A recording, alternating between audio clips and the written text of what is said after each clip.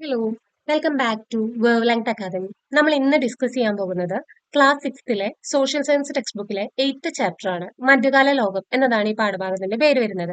അപ്പോൾ കഴിഞ്ഞ കുറച്ച് വീഡിയോസിലായിട്ട് നമ്മൾ ലാസ്റ്റ് 7 ചാപ്റ്റേഴ്സും ഓൾറെഡി ഡിസ്കസ് ചെയ്തിട്ടുണ്ട്. മധ്യകാലഘട്ടത്തിലെ ഇന്ത്യയുടെ കാര്യങ്ങളെ കുറിച്ചൊക്കെ നമ്മൾ കഴിഞ്ഞ ചാപ്റ്റേഴ്സിൽ ഓൾറെഡി പറഞ്ഞു കഴിഞ്ഞു. ഇനി മധ്യകാലഘട്ടത്തിലെ ലോകത്തിലെ ഉണ്ടായ പ്രധാനമായ കാര്യങ്ങളെ കുറിച്ചാണ് ഈ ചാപ്റ്ററിൽ വരുന്നത്. ഇവിടെ ഈ ഒരു പാഠഭാഗം തുടങ്ങുന്നത് തന്നെ ഒരു ബോക്സ് ആണ്. കാലം അഞ്ചാം നൂറ്റാണ്ട് യൂറോപ്പിലെ ജനങ്ങൾ ഓരോ ദിവസവും ഭീതിയോടെയാണ് തള്ളി നീക്കിയത്. വടക്കൻ യൂറോപ്പിൽ നിന്നുള്ള ജർമാനിക് വർഗ്ഗക്കാരുടെ നിരന്തര ആക്രമണങ്ങളായിരുന്നു അവരുടെ ഭീതിക്ക് കാരണം. ഇരച്ചുവന്ന ആക്രമണകാരികൾ നഗരങ്ങൾ കൊള്ളയടിക്കുകയും ആളുകളെ കൂട്ടക്കുരുതി നടത്തുകയും ചെയ്തു. ജനങ്ങൾ രാജാക്കന്മാരോട് സങ്കടം ഉണർത്തിച്ചെങ്കിലും അവരും നിസ്സഹായരായിരുന്നു. അപ്പോ ഈ പറയുന്നതായ യൂറോപ്പിലെ ഇങ്ങനെ ഉണ്ടാകുന്നതായ ആക്രമണങ്ങള് രാജാക്കന്മാർക്കും സോൾവ് ചെയ്യാൻ പറ്റാത്ത ഒരു അവസ്ഥ വരുമ്പോൾ രാജാക്കന്മാര് അതിനൊരു വഴി കണ്ടെത്താണ്. എന്താണ്? ആരാണോ ജനങ്ങളുടെ ജീവനും സ്വത്തിനും സംരക്ഷണം കൊടുക്കുന്നത് അവർക്ക് ഈ ഭൂമി വീതിച്ചു നൽകാം എന്ന് രാജാക്കന്മാര് പറയാണ്. അപ്പോ അതിന് കെൽപ്പുള്ള യുദ്ധവീരന്മാരും ധീരന്മാരുമായ കുറെ പ്രഭുക്കൾ വന്ന് ജനങ്ങളുടെ സംരക്ഷകരായിട്ട് വരികയാണ്. അപ്പൊ അവർക്ക് പ്രതിഫലമായിട്ട് എന്ത് ലഭിക്കുകയാണ്? നേരത്തെ പറഞ്ഞതുപോലെ തന്നെ ഭൂമിയാണ് കൊടുക്കുന്നത്. ഓക്കെ ആണല്ലോ. അപ്പോ തങ്ങളോട് കൂറ് പുലർത്തിയവർക്കും സേവനങ്ങൾ നൽകാൻ തയ്യാറായവർക്കും അവരത് വീതിച്ചു നൽകുകയാണ്. അപ്പോ ഇങ്ങനെ ഭൂമി ലഭിച്ചിട്ട് അതേ വ്യവസ്ഥയിൽ മറ്റു ചിലർക്ക് ഈ ഭൂമി കൈമാറുന്നുണ്ട്. ഇത്തരത്തിലെ വിതരണം ചെയ്ത ഭൂമിയിലെ കർഷകരെ കൊണ്ട് ഒരു അടിമകളെ പോലെ തന്നെ പണിയെടുപ്പിക്കുകയാണ്. ഇനി നമ്മൾ പറഞ്ഞല്ലോ മധ്യകാലഘട്ടത്തിലെ ലോകത്തിലുള്ള മാറ്റങ്ങളെ കുറിച്ചിട്ടും അന്ന് നടന്ന പല കാര്യങ്ങളെ കുറിച്ചിട്ടാണ് ഈ ചാപ്റ്ററിൽ പറയുന്നതെന്ന് പറഞ്ഞു. അഞ്ചാം നൂറ്റാണ്ട് മുതലേ 15ാം നൂറ്റാണ്ട് വരെ ഉള്ള ഈ ഒരു കാലഘട്ടത്തിനെയാണ് നമ്മൾ ലോക ചരിത്രത്തിലെ മധ്യകാലം എന്ന് പറയുന്നത്. എന്താണ്? ലോക ചരിത്രത്തിൽ മധ്യകാലം എന്ന് പറയുന്നത് അഞ്ചാം നൂറ്റാണ്ട് മുതൽ 15ാം നൂറ്റാണ്ട് വരെയാണ്. അപ്പോ യൂറോപ്പിന്റെ ചരിത്രത്തിനെ സംബന്ധിച്ച് നമ്മൾ കുറച്ച് കാര്യങ്ങൾ ഓൾറെഡി നേരത്തെ പറഞ്ഞു. എന്താണ്? ജനങ്ങൾ നിരന്തരമായിട്ടുള്ള ആക്രമണങ്ങൾ നേരിട്ടിട്ടായിരുന്നു. അപ്പോ രാജാവ് പറയാണ് ആരാണോ നമ്മളെ സംരക്ഷിക്കാൻ വരുന്നത് അവർക്ക് ഭൂമിയാണ് വീതിച്ചു നൽകുന്നത്. രാജാവിന്റെ തൊട്ട് താഴെ വരുന്നതാണ് പ്രഭുക്കന്മാര്. പ്രഭുക്കന്മാർക്ക് താഴെ ഇടപ്രഭുക്കന്മാരും അതിന് ഏറ്റവും താഴെ ഏറ്റവും അടിത്തട്ടിലാണ് കർഷകരുണ്ടായിരുന്നത്. പറയുമ്പോൾ ഈ കർഷകരാണ് ഏറ്റവും അധികം മെജോറിറ്റി ഉള്ളത്. നമ്പറിൽ മെജോറിറ്റി വരുന്നത് കർഷകരാണ്. പക്ഷെ അവരായിരുന്നു ഏറ്റവും താഴെ തട്ടിലുണ്ടായിരുന്നത്. ഈ രാജാവ് പ്രഭുക്കന്മാർക്ക് ഭൂമി വീതിച്ചു നൽകിയപ്പോ പ്രഭുക്കന്മാരെ പകരം രാജാവിന് അവരുടെ സേവനങ്ങളാണ് കൊടുത്തിട്ടുണ്ടായിരുന്നത്. ഇടപ്രഭുക്കന്മാരും കുറച്ച് സേവനങ്ങൾ പ്രഭുക്കന്മാർക്ക് കൊടുക്കുന്നുണ്ട്. ഈ കർഷകരെ കൊണ്ട് അവരവരുടെ വീടുകളിലും അതുപോലെ തന്നെ കർഷകർക്ക് ഈ പറയുന്ന കൃഷിയിടങ്ങളിലും പണിയെടുപ്പിക്കുകയാണ്. അടിമകളെ പോലെയാണ് അവരെ കൊണ്ട് പണിയെടുപ്പിക്കുന്നത്. ഓക്കെ ആണല്ലോ. നമ്മൾ പറഞ്ഞല്ലോ രാജാവ് പ്രഭുക്കന്മാർക്ക് ഭൂമി നൽകുന്നു എന്ന് പറഞ്ഞു. ഇതിന് പകരമായിട്ട് പ്രഭുക്കന്മാരെ രാജാവിന് എന്താണ് കൊടുക്കുന്നത്? സൈനിക സേവനമാണ് നൽകുന്നത്. എന്നിട്ട് ഓരോ പ്രഭുവും തനിക്ക് ലഭിച്ച ഭൂമിയുടെ ഒരു ഭാഗം ഇടപ്രഭുക്കന്മാർക്ക് കൊടുക്കുകയാണെന്ന് നമ്മൾ പറഞ്ഞു. അപ്പോ അപ്പൊ അവരെന്താണ് പ്രഭുക്കന്മാർക്ക് കൊടുക്കുന്നത്? സേവനങ്ങളാണ്. അവരിൽ നിന്ന് സേവനങ്ങൾ പ്രഭുക്കന്മാർ ആവശ്യപ്പെടുന്നുണ്ട്. അപ്പൊ ഇടപ്രഭുക്കന്മാരെ പ്രഭുക്കന്മാർക്ക് എന്ത് കൊടുക്കും? സേവനങ്ങൾ നൽകും. ഇത്തരത്തിലെ ഭൂമിയുടെ ഉടമസ്ഥാവകാശം അടിസ്ഥാനമാക്കി മധ്യകാല യൂറോപ്പിൽ രൂപപ്പെട്ട സാമൂഹ്യ വ്യവസ്ഥിതിയെയാണ് ഫ്യൂഡലിസം എന്ന് വിളിക്കുന്നത്. അപ്പൊ നമ്മളൊരു ചാർട്ട് പറഞ്ഞു. അതായത് രാജാക്കന്മാര് പറഞ്ഞു, പ്രഭുക്കന്മാര് പറഞ്ഞു, തൊട്ട് താഴെ ഇടപ്രഭുക്കന്മാര് പറഞ്ഞു, ഏറ്റവും അടിത്തട്ടിൽ കർഷകരെ കുറിച്ച് പറഞ്ഞു. ഇങ്ങനെ ഭൂമിയുടെ ഉടമസ്ഥാവകാശം അടിസ്ഥാനമാക്കിയിട്ടാണല്ലോ. ഇപ്പൊ നമ്മൾ അത് പറഞ്ഞത് ഭൂമിയുടെ ഉടമസ്ഥാവകാശം ബേസ് ചെയ്തിട്ടാണല്ലോ. അങ്ങനെ മധ്യകാല യൂറോപ്പിൽ അന്ന് രൂപപ്പെട്ട ഈ സാമൂഹ്യ വ്യവസ്ഥിതിയാണ് ഫ്യൂഡലിസം എന്ന് വിളിക്കുന്നത്. ഈ ഫ്യൂഡൽ സമൂഹത്തിന്റെ ഏറ്റവും താഴെത്തട്ടിലാണ് നമ്മൾ പറഞ്ഞ കർഷകരുണ്ടായിരുന്നത്. എന്നാൽ അവർ തന്നെയാണ് ഭൂരിപക്ഷം ആൾക്കാരുടെ എണ്ണത്തിൽ കൂടുതൽ വരുന്നത്. ഈ പ്രഭുക്കന്മാരുടെയും കൃഷിയിടങ്ങളിലും വീടുകളിലൊക്കെ ഇവരെ കൊണ്ട് ജോലി ചെയ്യിപ്പിച്ചിരുന്നു. ഈ പ്രഭുക്കന്മാരുടെ കൈവശം ഉണ്ടായിരുന്ന വിശാലമായ പ്രദേശങ്ങളെയാണ് മാനർ എന്ന് വിളിച്ചിരുന്നത്. എന്താണ് മാനർ? പ്രഭുക്കന്മാരുടെ കൈവശം ഉണ്ടായിരുന്ന വിശാലമായ പ്രദേശങ്ങളാണ്. അപ്പൊ ഓരോ മാനറിലും കൃഷിഭൂമി മാത്രമല്ല ഉണ്ടാവുക, മേച്ചിൽ സ്ഥലങ്ങള്, പ്രഭുവിന്റെ തന്നെ വലിയ വീട്, മില്ലുകള്, ഈ കർഷകരുടെ കുഞ്ഞു കുഞ്ഞു കുടിലുകള്, പ്രാർത്ഥനാലയങ്ങളൊക്കെ ഉണ്ടാവും. അങ്ങനെയുള്ള ഒരു വലിയൊരു ലാർജ് ഏരിയനെയാണ് നമ്മൾ മാനർ എന്ന് വിളിച്ചിരുന്നത്. അവിടെയാണ് ഈ പ്രഭുക്കന്മാരുടെ കൈവശമാണ് ഇത് ഉണ്ടാവുന്നത്.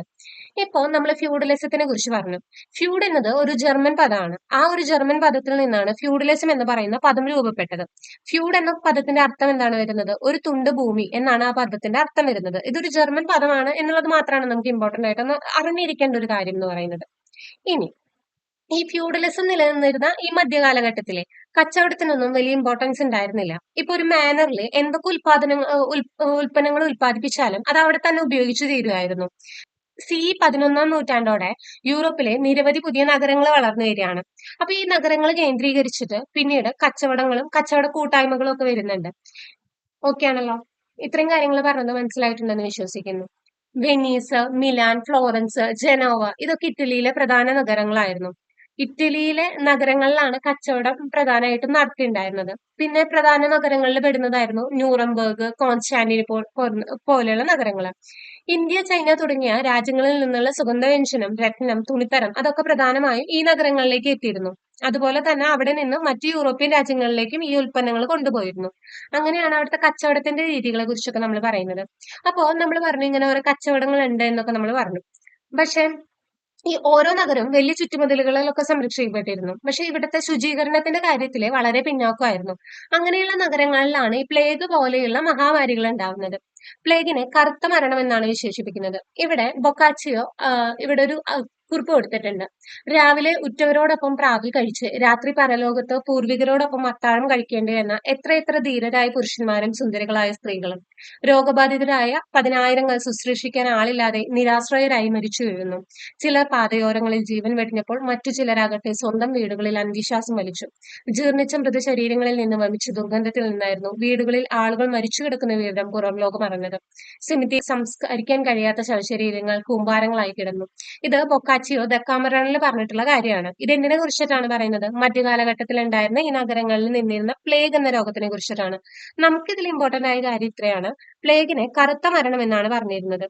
ഈ തുറമുഖ നഗരങ്ങളിലായിരുന്നു ഈ പ്ലേഗിന്റെ ഭീഷണി പ്രധാനമായിട്ടുണ്ടായിരുന്നത്. എന്തുകൊണ്ടായിരിക്കും? കപ്പലുകളിലെ ചരക്കുകൾക്കൊപ്പം വരുന്ന എലികളായിരുന്നു ഇത് പരത്തിയുണ്ടായിരുന്നത്. എലികളായിരുന്നു ഈ പ്ലേഗ് എന്ന് പറയുന്ന മഹാമാരി പരത്തിയിരുന്നത്. ഇപ്പൊ ഇതിലൊരു കണക്ക് പറയുന്നുണ്ട്. സി 1300 73 ദശലക്ഷം ഉണ്ടായിരുന്ന യൂറോപ്പിലെ ജനസംഖ്യ ഈ ഒരു നൂറ്റാണ്ട് കഴിഞ്ഞപ്പോൾ 45 ദശലക്ഷമായിട്ട് കുറഞ്ഞു. അപ്പൊ അത്രമാത്രം എഫക്ട് ഈ ഒരു അസുഖത്തിന് അവിടെ ഉണ്ടായിരുന്നു എന്ന് ജസ്റ്റ് കാണിക്കാനാണ് പറയുന്നത്. നമ്മൾ നേരത്തെ പറഞ്ഞ മധ്യകാല യൂറോപ്യൻ നഗരങ്ങളെ കുറിച്ചിട്ടാണ് ഇവിടെ കൊടുത്തിട്ടുള്ളത്. നേരത്തെ നമ്മൾ വായിച്ച അതേ പേരുകൾ തന്നെയാണ്. Genoa, Milan, Venice, Florence, Constantinople, Nuremberg. Okay ആണല്ലോ. ഇനി നമ്മളിപ്പോ കച്ചവടത്തിനെ കുറിച്ചൊക്കെ ഓൾറെഡി പറഞ്ഞു. ഈ നഗരങ്ങളിലെ കച്ചവടക്കാരുണ്ടല്ലോ ഗിൽഡുകൾ എന്നറിയപ്പെടുന്ന കൂട്ടായ്മകൾ രൂപീകരിച്ചു. അപ്പൊ കച്ചവടക്കാരുടെ കൂട്ടായ്മേനെ എന്താണ് പറയുന്നത്? ഗിൽഡുകൾ. അപ്പൊ നമ്മൾ വിചാരിക്കും കച്ചവടക്കാർ മാത്രമാണെന്ന്. അങ്ങനെയല്ല. സ്വർണ്ണപ്പണിക്കാരായാലും തുകൽ പണിക്കാര്, മരപ്പണിക്കാര്, ഇരുമ്പ് പണിക്കാര് അവരും ഈ ഗിൽഡുകൾ രൂപീകരിച്ചിട്ടുണ്ടായിരുന്നു. വിവിധതരം ഉൽപ്പന്നങ്ങളുടെ വില, ഗുണനിലവാരം, തൊഴിലാളികളുടെ ജോലി സമയം എന്നിവയൊക്കെ നിശ്ചയിച്ചിരുന്നത് ഈ ഒരു കൂട്ടായ്മകളാണ്. അതിനെയാണ് ഗിൽഡുകൾ എന്ന് പറയുന്നത്. അപ്പൊ നമ്മൾ രണ്ട് പുതിയ വാക്കുകളാണ് ഇവിടെ പറഞ്ഞത്. ഗിൽഡുകളെ കുറിച്ചിട്ടും മാനർ എന്താണെന്നും പറഞ്ഞിട്ടുണ്ട്. അപ്പൊ അത് എന്താണെന്നുള്ള ജസ്റ്റ് ഒന്ന് ഡിഫറൻസ് മനസ്സിലാക്കാനെങ്കിലും അറിഞ്ഞിരിക്കുക. അത്രേ ഉദ്ദേശിക്കുന്നുള്ളൂ. ഇനി മധ്യകാലഘട്ടത്തിലെ വിജ്ഞാനവും കലയും അതാണ് നമ്മുടെ ടോപ്പിക് വരുന്നത്. ഈ മധ്യകാലഘട്ടത്തിൽ യൂറോപ്പിലെ വിജ്ഞാനം, കല എന്നീ മേഖലകളിൽ ശ്രദ്ധേയമായ പുരോഗതി ഉണ്ടായിട്ടാണ് പറയുന്നത്. വിദ്യാഭ്യാസത്തിന്റെ പ്രധാന കേന്ദ്രങ്ങൾ ക്രിസ്ത്യൻ പള്ളികളും സന്യാസി മഠങ്ങളായിരുന്നു. അന്ന് ഈ അച്ചടി സമ്പ്രദായം ഇല്ലാതിരുന്ന കാലത്ത് പല പുസ്തകങ്ങളുടെ കയ്യെഴുത്ത് പ്രതികൾ ഉണ്ടാക്കി സന്യാസി മഠങ്ങളിൽ സൂക്ഷിച്ചിരുന്നു എന്നാണ് പറയുന്നത്. ഓക്കെ ആണല്ലോ. അതേപോലെ തന്നെ മധ്യകാലഘട്ടത്തിലെ യൂറോപ്പിലെ നിരവധി സർവകലാശാലകൾ ഉണ്ടായിരുന്നു. അതിന്റെ എക്സാമ്പിൾ ആണ് കൊടുത്തിട്ടുള്ളത്. ഇത് വളരെ ഇമ്പോർട്ടന്റ് ആണ്. ഇറ്റലിയിലുള്ളതാണ് പാവിയ, പാദുവ. സ്പെയിനിലെ പാർമ, കോർദോവ. ഫ്രാൻസിലെ പാരീസ്, ടുലൂസ്. ഓക്സ്ഫോർഡും കാംബ്രിഡ്ജും വരുന്നത് ഇംഗ്ലണ്ടിലാണ്. വളരെയധികം ഇമ്പോർട്ടന്റ് ആയിട്ടുള്ള കാര്യമാണ് കേട്ടോ. പിന്നീട് ഈ മധ്യകാലഘട്ടത്തിലെ ക്രിസ്ത്യൻ പള്ളികളെ കുറിച്ചിട്ടാണ് പറയുന്നത്. അവിടുത്തെ വാസ്തുവിദ്യയും കുറച്ച് ഇമ്പോർട്ടന്റ് ആയിട്ടുള്ള കാര്യമാണ്. ആദ്യമൊക്കെ കമാനങ്ങളും വിശാലമായ മുറികളും ഒക്കെയുള്ള പള്ളികളായിരുന്നു. അത് റോമനസ്ക് ശൈലി എന്നാണ് ആ നിർമ്മാണ രീതിനെ അറിയപ്പെട്ടിരുന്നത്. എന്തായിരുന്നു? റോമനസ്ക് ശൈലി. പിന്നീട് സി 12-ാം നൂറ്റാണ്ടായപ്പോൾ ഗോതിക് ശൈലിയിൽ വരികയാണ്. ഗോതിക് ശൈലിയിലെ കൂർത്ത ഗോപുരങ്ങളായിരുന്നു വന്നിരുന്നത്. ഇവിടെ ചിത്രത്തിൽ തന്നെ രണ്ടിന്റെയും ചിത്രങ്ങൾ കൊടുത്തിട്ടുണ്ട്. അപ്പൊ അത് കമ്പയർ ചെയ്ത് കഴിഞ്ഞാൽ ആ ഒരു ഡിഫറൻസ് മനസ്സിലാക്കാൻ പറ്റും. ഇനി മധ്യകാലഘട്ടത്തിലുള്ള ചൈന, അറബ് ലോകം അവരുടെ വ്യത്യാസങ്ങളെ കുറിച്ചിട്ടാണ് നമ്മൾ പറയുന്നത്. ഇപ്പോ മധ്യകാലഘട്ടത്തിലെ വിജ്ഞാനത്തിന്റെയും കലയുടെയും മേഖലയിലെ ശ്രദ്ധേയമായ സംഭാവന നൽകിയവരാണ് ഈ ചൈനക്കാരും അറബികളും എന്ന് പറയുന്നത്. അച്ചടി യന്ത്രം, വെടിമരുന്ന് എന്നിവ ചൈനക്കാരുടെ കണ്ടുപിടുത്തമാണ്. പിന്നീട് അതുപോലെ തന്നെ കടൽ യാത്രകളിൽ ദിശ മനസ്സിലാക്കാൻ സഹായിക്കുന്ന വടക്കുനോക്കി യന്ത്രം അത് വരുന്നതും ചൈനക്കാരുടെ കണ്ടുപിടുത്തമായിട്ടാണ്. പിന്നെ വിദ്യാരംഗത്തും ചൈനക്കാർ വിദഗ്ധരായിരുന്നു. പഗോഡകൾ എന്നറിയപ്പെടുന്ന ബുദ്ധ ദേവാലയങ്ങൾ. പഗോഡകൾ എന്താണ്? ചൈനക്കാരുടെ വരുന്ന ബുദ്ധ ദേവാലയങ്ങളാണ്. അതും ഈ ചൈനയിലുള്ള അവരുടെ നിർമ്മാണ വൈഭവത്തിന്റെ തെളിവുകളാണ്. അപ്പൊ ശ്രദ്ധിക്കണം, പഗോഡകള് ബുദ്ധ ദേവാലയങ്ങളാണ്. ചൈനീസ് പഗോഡയാണ് ഇവിടെ ചിത്രത്തിൽ കൊടുത്തിട്ടുള്ളത്. പ്രാചീന അച്ചടി യന്ത്രത്തെ കുറിച്ചും കൊടുത്തിട്ടുണ്ട്. അപ്പൊ മധ്യകാലഘട്ടത്തിൽ ചൈന എന്തൊക്കെ വരുന്നുണ്ടായിരുന്നു? അച്ചടി യന്ത്രം വരുന്നുണ്ട്. ഈ പറയുന്ന പഗോഡകളെ കുറിച്ച് നമുക്ക് പറയാൻ പറ്റും. പിന്നീട് വെടിമരുന്നിനെ കുറിച്ചിട്ട് പറയുന്നുണ്ട്. പിന്നെ വടക്ക് നോക്കി യന്ത്രത്തിനെ കുറിച്ചൊക്കെ മധ്യകാല ചൈനയിൽ പറയുന്നുണ്ട്. ഇനി അറബികളുടെ സംഭാവന സംഭാവനയെ കുറിച്ചിട്ടാണ് പറയുന്നത്. അൽ റാസി, ഇബ്ൻ സിന എന്നിവർ വൈദ്യശാസ്ത്ര രംഗത്തെ പ്രതിഭകളായിരുന്നു. അൽ റാസി രചിച്ച വൈദ്യശാസ്ത്ര ഗ്രന്ഥമാണ് കിതാബുൽ ഹവേ എന്ന് പറയുന്നത്. ഇബ്ൻ സിന രചിച്ച പുസ്തകമാണ് അൽ ഗാനൂർ എന്ന് പറയുന്നത്. അപ്പൊ ഇമ്പോർട്ടന്റ് ആണ്, SCRT കൊടുക്കുന്ന ഫാക്ട്സ് ആണ്, നമുക്ക് സ്കിപ്പ് ചെയ്യാൻ പറ്റില്ല. അപ്പൊ അത് അങ്ങനെ തന്നെ കാണണം കേട്ടോ. അതുപോലെ ഒമർ ഖയ്യാം രചിച്ച റുബായിയാത്ത്, ഫിർദൌസിയുടെ ഷാഹ്നാമ ഇതൊക്കെ പ്രധാന സാഹിത്യ സൃഷ്ടികളാണെന്ന് പറയുന്നു. അതുപോലെ തന്നെ പ്രശസ്തമായ 1001 രാവുകൾ അറബികളുടെ മറ്റൊരു സാഹിത്യ സംഭാവനയാണ്. പിന്നെ പുരാതന ഇന്ത്യയിലെ ശാസ്ത്ര സാങ്കേതിക രംഗങ്ങളിൽ കൈവരിച്ച പല നേട്ടങ്ങളും അറബികൾ മനസ്സിലാക്കുകയും അവരിലൂടെ അത് യൂറോപ്പിലേക്ക് എത്തുകയും ചെയ്തിട്ടുണ്ടെന്ന് പറയുന്നു. ഇവിടെയാണ് അറബികളുടെ സംഭാവനകൾ കൊടുക്കുന്നത്. നമ്മൾ ഓൾറെഡി പറഞ്ഞു കഴിഞ്ഞു എന്താണെന്ന്. മധ്യകാലഘട്ടത്തിലുള്ള ഈ പറയുന്ന യൂറോപ്പും ചൈനയും അറബ് ലോകത്തിന്റെ പല പ്രധാന സവിശേഷതകളെ കുറിച്ചൊക്കെ നമ്മൾ പറഞ്ഞു. അതൊക്കെ കമ്പൈൻ ചെയ്തിട്ടൊരു ഫ്ലോ ചാർട്ട് ആക്കിയേക്കാണ്. നമ്മൾ പറഞ്ഞു മധ്യകാലഘട്ടത്തിൽ യൂറോപ്പിലെ ഫ്യൂഡലിസം എന്താണെന്ന് പറഞ്ഞു, പിന്നീട് നഗരങ്ങളുടെ വളർച്ച പറഞ്ഞു, അപ്പൊ പ്ലേഗിനെ കുറിച്ചൊക്കെ പറഞ്ഞു, പ്രധാന നഗരങ്ങൾ ഏതാണെന്ന് പറഞ്ഞു, ആ പ്രധാന നഗരങ്ങളുടെ പേരുകളും കൂടി ഒന്ന് ശ്രദ്ധിച്ചു വെച്ചേക്കണം. പിന്നെ ഗിൽഡുകൾ എന്താണെന്ന് പറഞ്ഞു, പിന്നെ അവിടെ വന്ന സർവകലാശാലകളെ കുറിച്ച് പറഞ്ഞു, 2 വാസ്തുശില്പ കലകളെ കുറിച്ച് പറഞ്ഞു, റൊമനസ്ക് ശൈലി അതുപോലെ ഗോതിക് ശൈലി.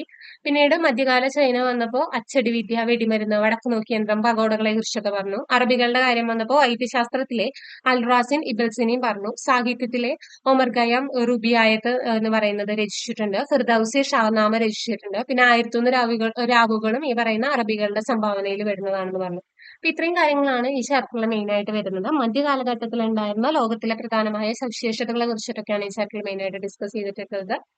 അപ്പൊ എല്ലാവർക്കും ക്ലാസ് യൂസ്ഫുൾ ആയിട്ടുണ്ടെന്ന് വിശ്വസിക്കുന്നു. നിങ്ങൾക്ക് ഈ ക്ലാസ് യൂസ്ഫുൾ ആയി തോന്നുകയാണെന്നുണ്ടെങ്കിൽ നമ്മുടെ ചാനൽ ഒന്ന് സബ്സ്ക്രൈബ് ചെയ്യുക, നിങ്ങളുടെ അഭിപ്രായങ്ങളൊക്കെ കമന്റ് ചെയ്ത് അറിയിക്കുക, നമ്മളെ സപ്പോർട്ട് ചെയ്യുക. ഓക്കെ, എന്തായാലും അടുത്തൊരു ചാപ്റ്ററിൽ കാണാം. Thank you.